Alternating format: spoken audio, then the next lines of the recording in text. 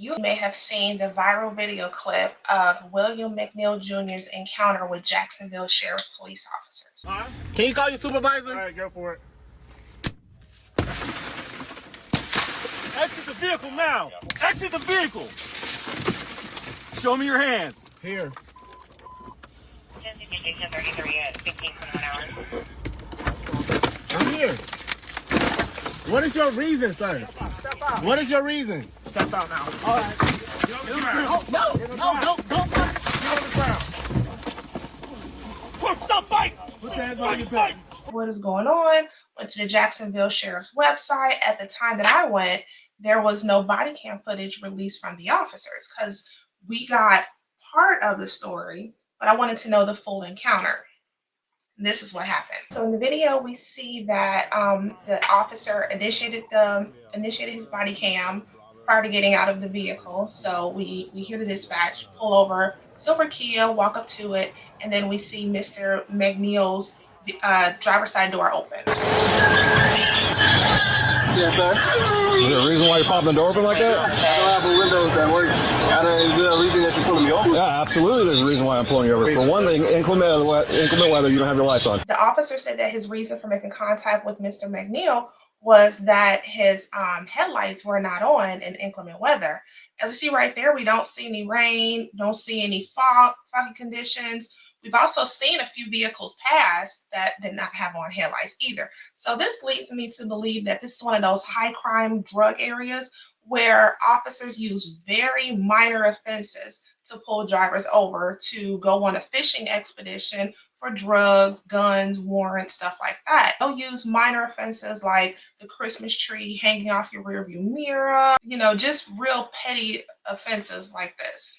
Two things: you're not wearing your seatbelt. It's daylight. I don't need the lights. And it's not weather. It's not raining. Oh, this is inclement? It's not raining. Okay, I'm not arguing with you. I'm telling you why I'm pulling you over. Was this good PC for this stop? If that's the case, then everything afterwards would have been fruits of the poisonous tree and it would not have been admissible in court. Give me your driver's license, registration, proof of insurance. No. The officer asked for license, registration, proof of insurance. Ms. McNeil said no. So if anything, he's verbally non-compliant. Just call your supervisor. Why? Excuse me? Call your supervisor. Why did you pull me over? 37, I'm a proper driver. I've already told you. Why did you pull me over? Step out of the vehicle. No. Step out of the vehicle. So then Mr. McNeil, he closes his vehicle and locks himself in, probably for his safety, because he's like, look, this is not a reason to pull me over. Close the door. The officer goes to try to remove Mr. McNeil from his vehicle. Was that legal? Was he violating the Fourth Amendment? 25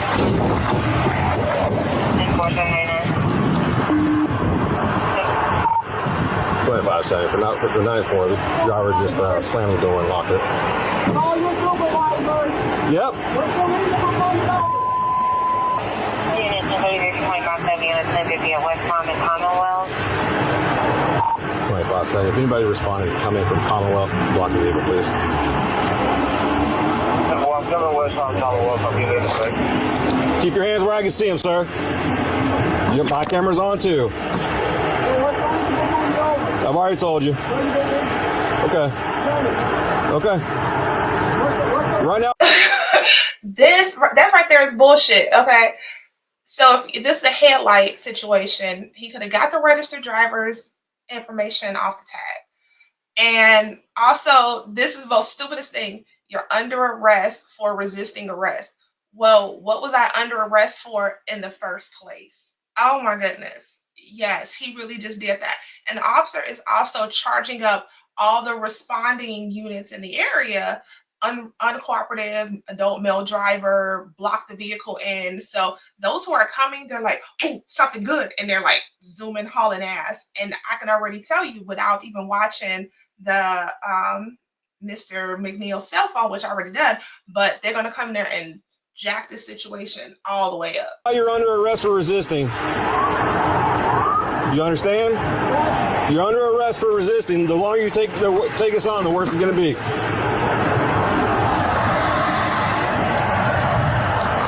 Keep your hands where I can see them, sir. Okay.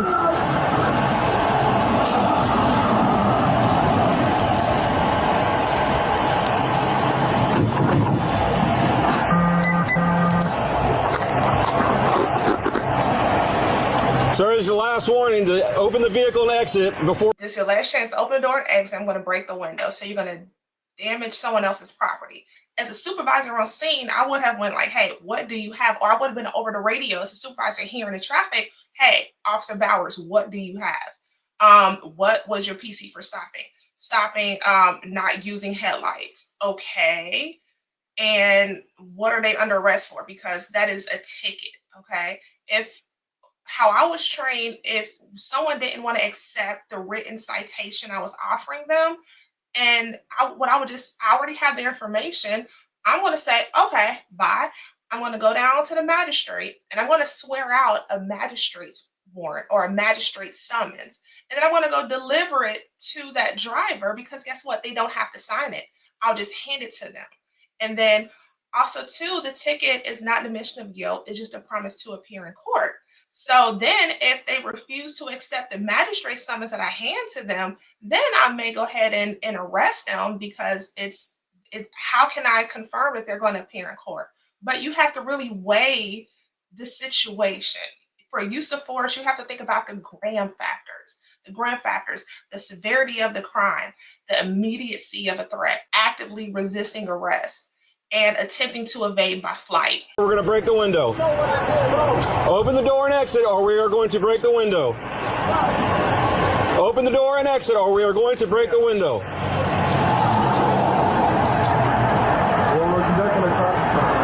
For what? For what? What is he under arrest for? No, he's under arrest.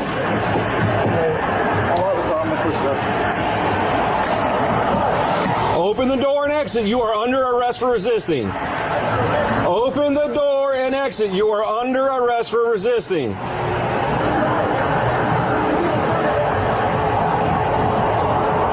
Open the door and exit. You are under arrest for resisting. Open the door and exit. And he's said it multiple times. This is definitely Officer Doofus. You are under arrest for resisting.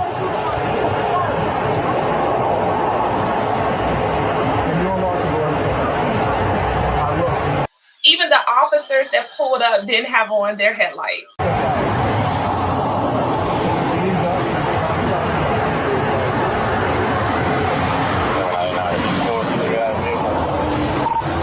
Vehicle's blocked in.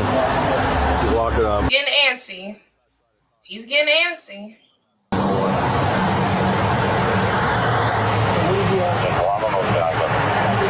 So everyone else is putting the public at risk for these officers hauling ass to a traffic stop over some headlights where the officers aren't even using their headlights.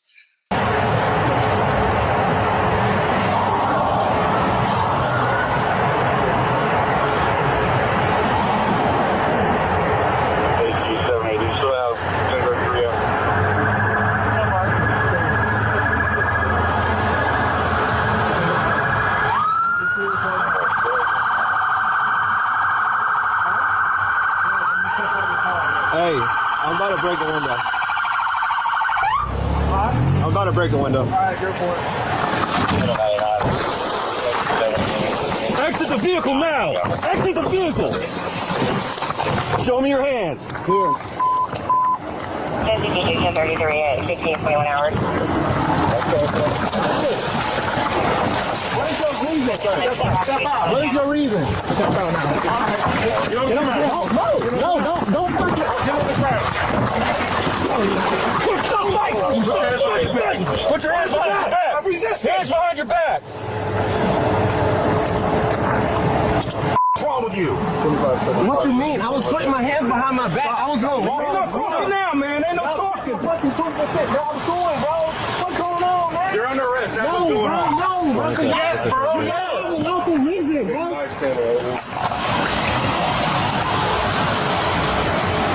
gonna throw my phone like that, bro? Yeah, I'm gonna take it off now, of you, man. bro. And I'm just trying to have a regular conversation with y'all, bro. You just gotta see what's in the already. So your partner didn't even ask. Marijuana in his right pocket. Okay, so the officer just said there's marijuana in the right pocket. Like I said, fruits of the poisonous tree. Was this arrest legal? So that means whatever they find subsequent is inadmissible. Yes, it is. So why close the door if you see him pull up? Because, man, what you mean? Arresting me and stuff, bro. I didn't do nothing. It's called resisting, idiot. Idiot. We'll see who the real idiot is. Like, you're under arrest for resisting arrest. Well, what was I under arrest for in the first place? What kind of idiots are working at Jacksonville Sheriff's Office? 25 cents. You start rescue. 1067. Approximately 30-year-old Bravo Mike. Last race is on the left. 2570. Go around and get in this car. There you go. Okay, so you injured this man. Not only have you falsely arrested him, you've destroyed his property, now you've also injured him. And so we now know the code says saying black male, Bravo Mike. So, you know, really, did that matter to let rescue know? Like, are they going to come a little bit faster because it's a Bravo Mike, or go a little bit slower because it's a Bravo Mike? So now the officers are showing off after striking and punching Mr. McNeil. Oh, my fist. Look at my fist. No, bro, my swelling's bigger, bro. And I tell you, these tactical cops, these tactical. I know. We should have put some gloves on, bro. No. You see that? Yeah. Oh, yeah. What you need tissue?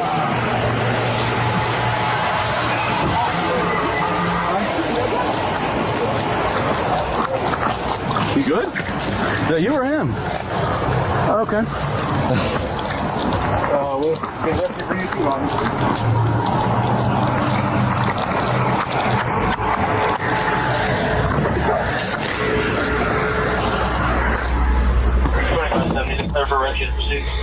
The officer that pulled over Mr. McNeil, he wasn't even using his headlights. Do y'all see this right here? He wasn't even using his headlights. This was definitely an unlawful arrest, a lawful traffic stop.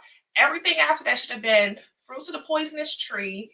And yeah, it's absolutely insane. So as you see in Officer Bauer's body cam footage, where his body cam was positioned, when he struck Mr. McNeil, his body camera didn't capture that. So it's very likely in any report or use of force, he did not admit to this because it was not captured on video. What he wasn't expecting was that Mr. McNeil was recording and recorded his strike to the face. Officers lie. Officers lie. They will lie. And I've seen this before where these officers punched this man in the head. And they was like, well, I used my fist to redirect his face and bullshit like that. This common saying on police departments, especially the ones that I've been on, and I've heard other officers use this, is not what happened, is how you articulate it. And that's why when officers go to testify in court, they testify first, they get the judge on their team, and then it's up to the defendant to try to dig themselves out of the pile of bullshit that the officer put them in.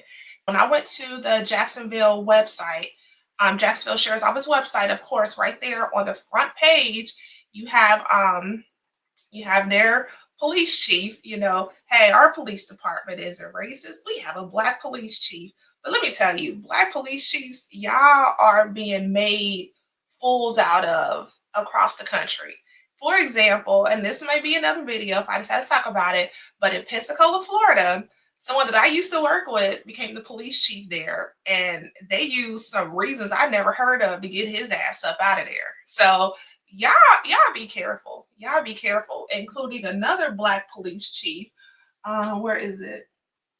Of course, another black police chief who was used, you know, and you know she got up out of there, Carmen Best, for Seattle PD.